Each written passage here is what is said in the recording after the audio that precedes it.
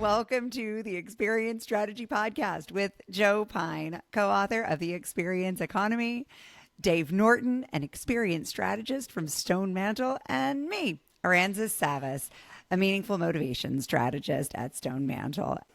Every week, we bring you a topic that is trending and related to experience strategy. We unpack what's working and what isn't in leading experience strategies in hopes that we can all keep learning together and creating more meaningful and more impactful experiences.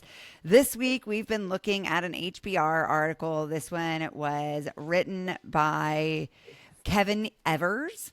It is titled The Strategic Genius of Taylor Swift. His subhead is Her Success is About Much More Than Her Music, and Innovators Can Learn From It. Now, this is an article very much about innovation strategy.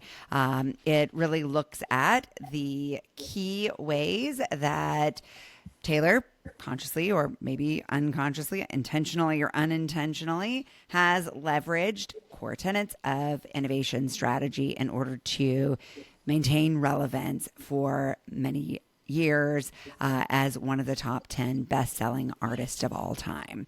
So, Dave and Joe, as we dive into this, I'm curious, top line, what was the most striking takeaway for you from this article? Dave, let's start with you. You know, it's a good article. It is an HBR article, and there's some useful things, I think, in terms of like kind of marketing, product type of things that are covered. For example, they talk about, tapping untapped markets. That's not a new idea, but they're making the argument that he's making the argument that Taylor Swift is doing that. Making the argument that you got to maintain productive paranoia. You've got to kind of keep that momentum going, that innovation momentum, to keep the customer engaged, and you've got to build stickiness. I'm not necessarily sure that these are new concepts. I find it interesting. To me, Taylor Swift really represents the experience economy. But I don't see in this particular strategy article much about experience strategy. It's more, like I said, marketing and product. And so I think that's a real issue. I think her strategic genius is that she understands how to create an emotional experience with her audience. Yep. And, full stop right there. But we need to unpack what that means, right? That's right. It's emotional and social. Yeah. Mm-hmm. Yeah. Joe. Well, I've got to say, for the second week in a row, I am like nowhere near in the market for the subject that we're talking about. Right? I have never intentionally listened to a Taylor Swift song in my life. I've heard. Yet you know who she is. Right. And I also want to say for our listeners, that's immaterial to the fact that we can analyze what she's doing. That's right. And be able to develop, principles that come out of it. To Dave's point about the experience economy, when she ran the Eras tours, right? Eras tour, I kid you not, there were scores. I mean, like 40, 50 different articles about Taylor Swift that specifically mentioned the experience economy, right? I know because I got a Google alert on the term experience economy. And Taylor Swift blew up, as the kids say today, right? I got that right? Right? It blew up on my Google alerts. So totally. I've long said that, the Walt Disney Company is the premier experience stager in the world. But in terms of what's going on today in the experience economy, right, you can't go wrong without talking about Taylor Swift.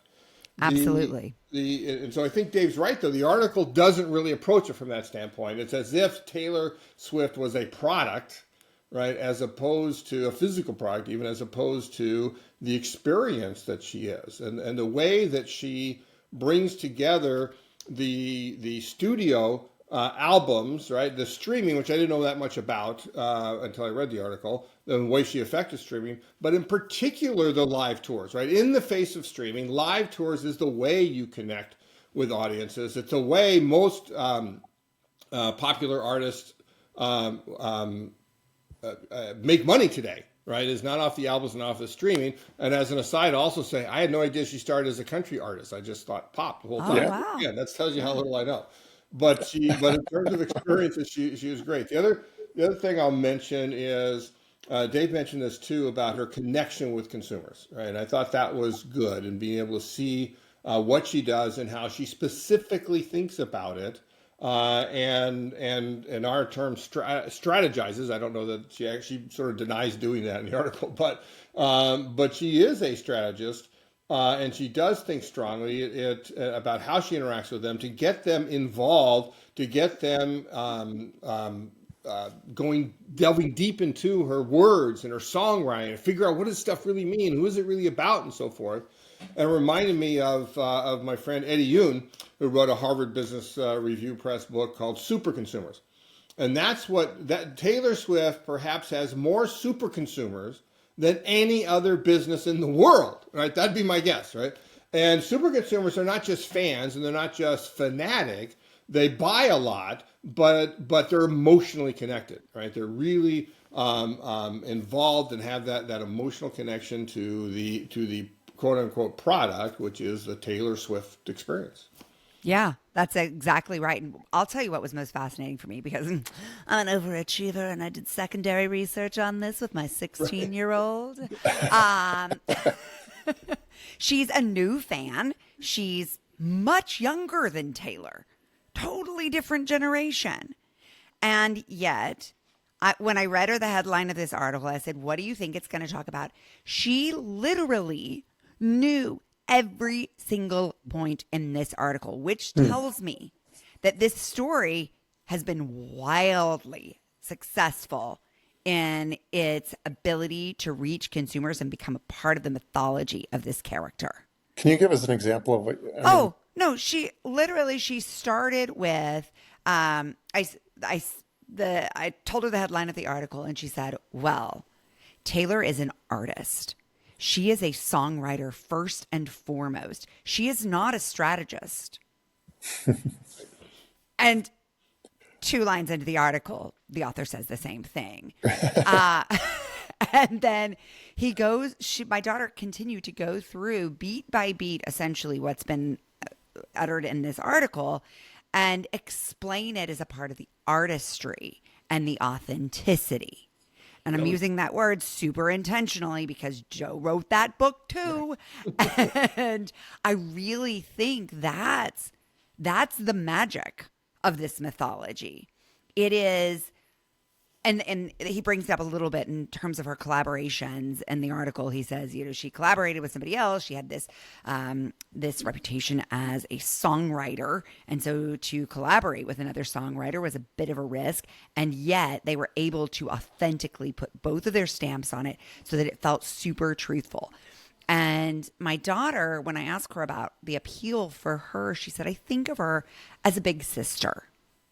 Right. And so they talk about this in the article as well, how across generations, these women, whether they think of her as a daughter, a peer, an older sister, a mentor, there is this sense of she is me. At some point in my own evolution, she understands, she's telling the truth about my experience because she's telling the truth about her experience, and there's some universality in there.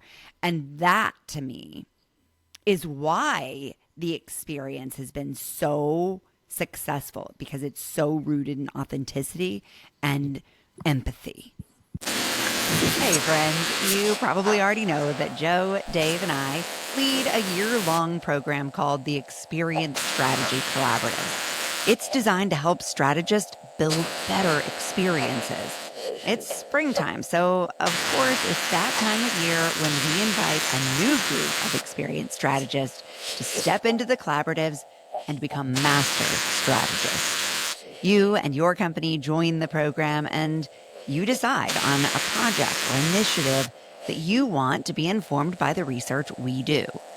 Other non-competing companies also join.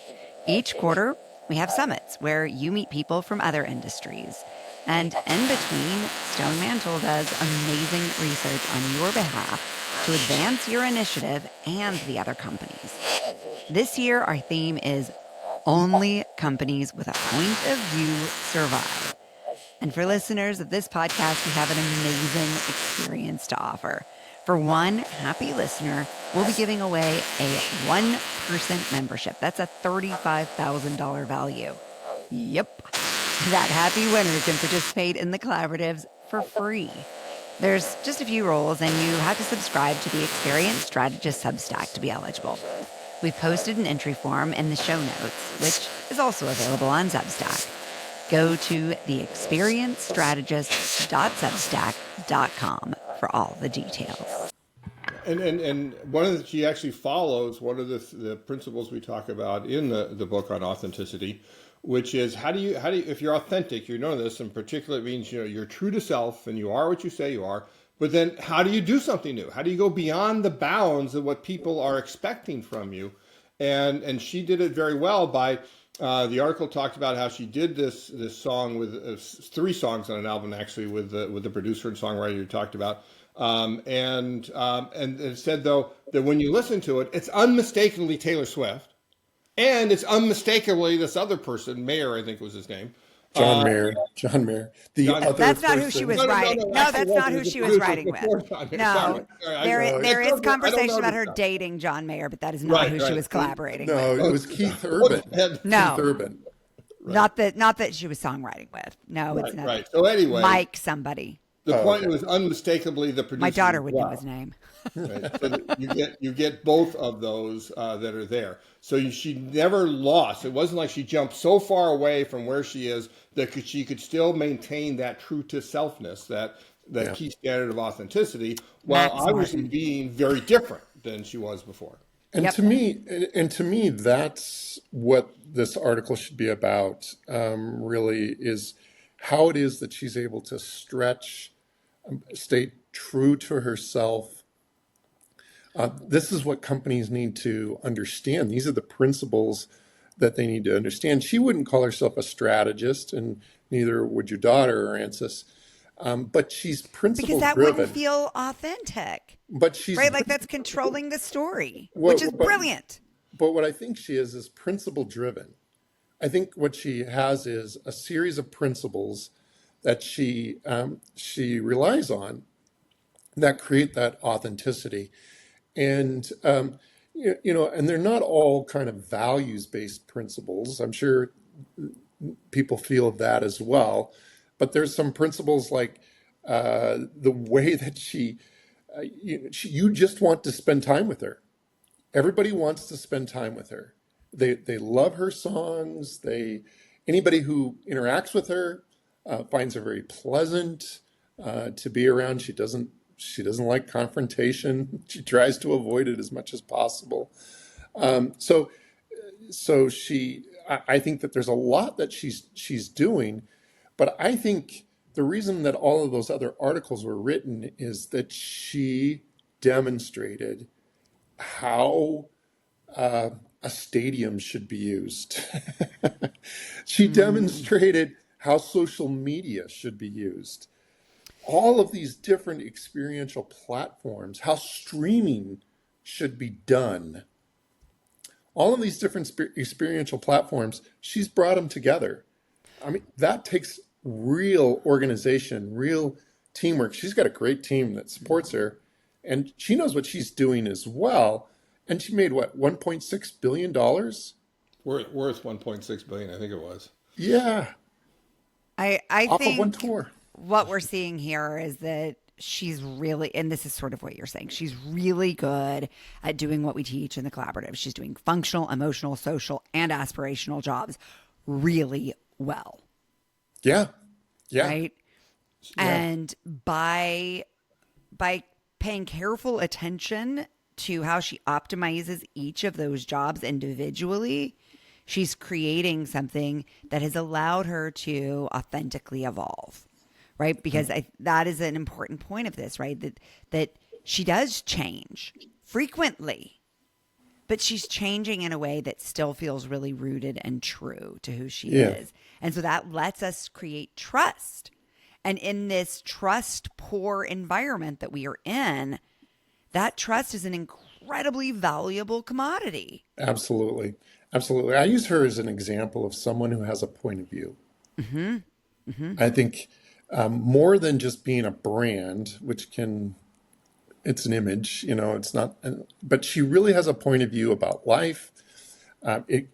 It works its way into her poetry. I think she's a poet first, and then a songwriter as well. But when I talk to my kids about Taylor Swift, or my nieces and nephews, they're like, she's a poet, right? They really resonate with Yeah, the it's words the that she lyrics. uses, and it comes from that point of view that she's established that makes everything else kind of work. And that's what I wish this article.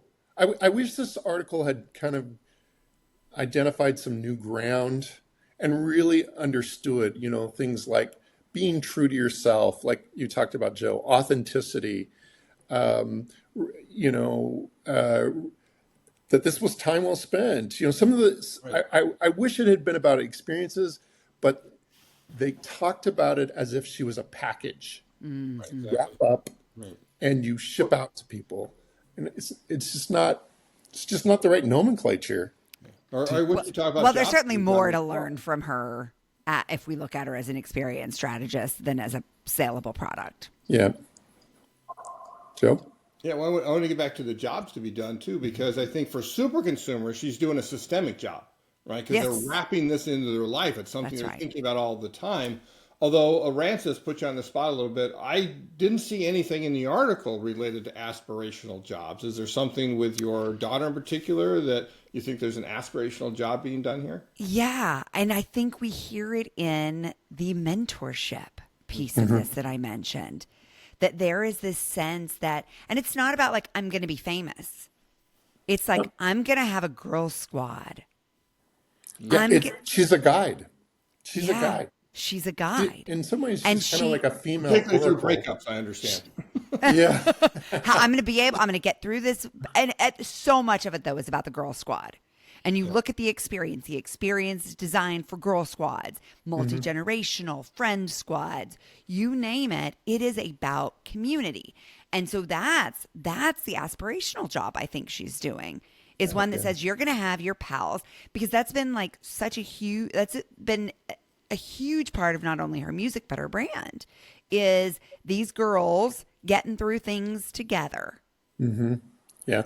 I think that there are a lot of women, young women, who are looking at her as a mentor, and they're watching her life and through poetry and so forth, and they're saying, okay, I've learned something from you. So she's guiding, she's teaching along the way. She and Blake Lively are having a little problem right now, but that's She and Selena, though, besties forever. I mean, she has so many girlfriends, yeah, right? yeah. And it's like they cheer each other on. And while they have beef with other girls sometimes, or other guys sometimes, they do it in this really human way. If her feelings are hurt, she uses emotional language to say, my feelings are hurt, instead of like creating, a war on these things. She talks about them in the language of pain and an emotional experience. It's just really universal. And so it's that empathy again that makes her part of, it makes her an inspiration, because every girl can say, I've been underestimated. I've been overlooked. I've been hurt by a loved one, a lover, a friend. Right. Like it's just, and that it is that emotional relevance. Yeah, yeah. Do you Hopefully agree, they'll, Joe? Or what do you think? Are we convincing you? yeah. Yeah, no, I can see that. I don't know if it's more natural versus, well, of course, all of her stuff I think is sort of natural as opposed to again being thought out in that. So I think that you can certainly see her. Well, I actually hope she aspires that girls aspire to become after her is in fact experienced stagers. And not just in music, but whatever industry, to think like, if I want to be like Taylor, then I need to create the biggest, baddest experience out there in whatever field I want to choose in. Now that would be a major transformation. Yeah. Do you think your daughter was inspired? Mine? Yeah. They're older than your daughter. So, Yeah. Right, but your daughters, I think, are really more prime. The fact that my 16-year-old is interested in Taylor Swift, that's what's wild to me. But the fact that your daughter would be is actually really expected, right? Because they would have grown up together. Lindsay would have grown up with yeah. this. Well, yeah, well, my younger daughter is a certified experience economy expert. So yeah, I'm just saying. Yeah. Was it more Joe or Taylor? Yeah. We'll have to find out. I just think if there is a case study that in today's world demonstrates what you were talking about, Joe, back in the 90s, it is Taylor Swift. Yeah. I mean, the Disney case study is a case study of the 60s, 70s, and 80s to a large degree. I mean, they've kept going, but Taylor Swift is a modern example of the power of experiences to generate economic growth. Right. And I think that's what it's about. We talk about experiences and we talk about how empathetic and that's cultural capital, that's emotional capital, but Swift is also about making billions of dollars. Well, and let's think about this too a little more broadly. So Chappell Roan is probably the hottest artist among Taylor's original audience, I'd say. I thought you were at this talking point. Swiss chocolate. Sorry, who is this? Chappell Roan. And she first came onto my radar because she was on YouTube and my kids were watching her at every show offer up a different costume theme. And I was like, what is happening here? Right? And her music is great. She's a great performer, all of that. But it was her ability to create an experience for her fans that felt inclusive and interactive, right? And that's so much of what we're seeing with Taylor. It's so much of what we see even with Lady Gaga and her fans, right? It's like, let's set an expectation of how you engage in this experience. And then I'm going to give you something that makes us feel like we're relating audience to performer so that you're not watching the experience, but you are partaking in the experience.